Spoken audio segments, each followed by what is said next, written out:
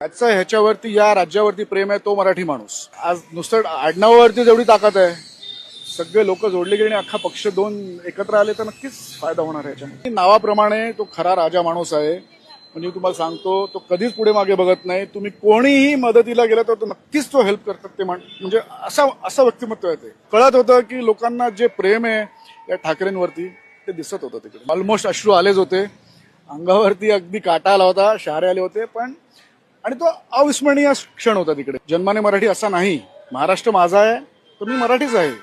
मी पण तिकडे गेलो होतो ना, माझी मुलं तिकडे गेली होती, आम्ही सगळे तिकडे गेलो होते.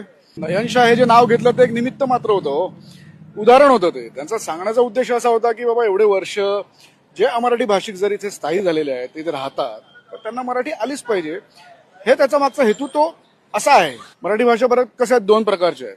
जी सोपी सरळ मराठी भाषा ती आली पाहिजे, कोणी सक्ती नाही करते. म्हणजे जी सरकारची मराठी भाषा आहे ती मला वाटत नाही कोणालाही कळते.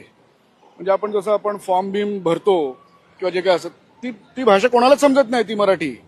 पण नॉर्मल जी आपण सरळ सोपी भाषा जी आपण बोलतो त्याच्यामध्ये बरेचसे आपले दुसरे दोन चार इंग्लिश वर्ड्स पण येतात मध्ये, आपण बोलता बोलतो. अशी भाषा हे एक माध्यम आहे ना. मला जे व्यक्त करायचंय ते तुमच्यापर्यंत पोहोचतंय का नाही हे असं एक सोपं माध्यम आहे. अशी भाषा माझ्यामध्ये सोपी आहे.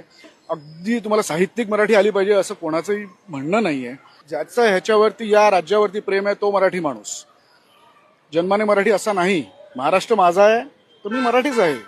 मी पण तिकडे गेलो होतो ना, माझी मुलं तिकडे गेली होती, आम्ही सगळे तिकडे गेलो होतो आम्ही. तर जायलाच पाहिजे ना. प्रॉब्लेम काय आहे मला सांगा ना तुम्ही, काय प्रॉब्लेम आहे? आणि एवढं सगळ्यांना म्हणजे हा जे का जो मेळावा झाला त्याच्यावरती सगळ्यांना काहीतरी आक्षेप आहे की नाही ह्याच्यामध्ये मागे राजकारण आहे. राजकारण कसलं आलं त्याच्यामध्ये? तुम्ही कुठचीही घोषणा तिकडे ऐकलीत का? तिकडे नाही ऐकली. कुठचाही झेंडा होता का? नव्हता ना. आणि समजा राजकारण असेल सुद्धा 10% आपण धरूया, तर ते राजकारणीच पक्ष आहेत ना. ते 10% राजकारण असू दे ना, काय प्रॉब्लेम आहे त्याच्यामध्ये? मातृभाषा माझी गुजराती आहे, पण कसं लहानपणापासून मी 3री पिढी इथे जन्माला आलो, बरोबर. मग लहानपणापासून असेच संस्कार झाले की बाबा मराठी पिक्चर बघत आलो, मराठी नाटकं बघत आलो, मराठी गाणी ऐकत आलो, पुस्तकं वाचत आलो, मित्र मराठी आहेत. मग तुम्हाला ते संस्कार पहिल्यापासून असतात, मग ते आवडतं तुम्हाला. परत सांगतो, त्यांचा मित्र म्हणून नाही सांगत आहेत. राज ठाकरे हा माणूस ना कळलाच नाही कोणाला. त्यांचे विचार आणि ते खूप आपण म्हणतो की तो संकुचित मनाचा आहे, मराठी करतो, असं नाही आहे. ते वेगळे आहेत. आता मी गुजराती आहे ना, तुम्ही म्हणताय ना, मला त्यांनी सामावून घेतलं ना. का? त्यांचा थॉटच तसा आहे. मी इथे परत राज ठाकरेंचं पब्लिसिटी करायला नाही आलोय. मी एक सामान्य नागरिक म्हणून ते जे बोलतात ते अगदी योग्य बोलतात.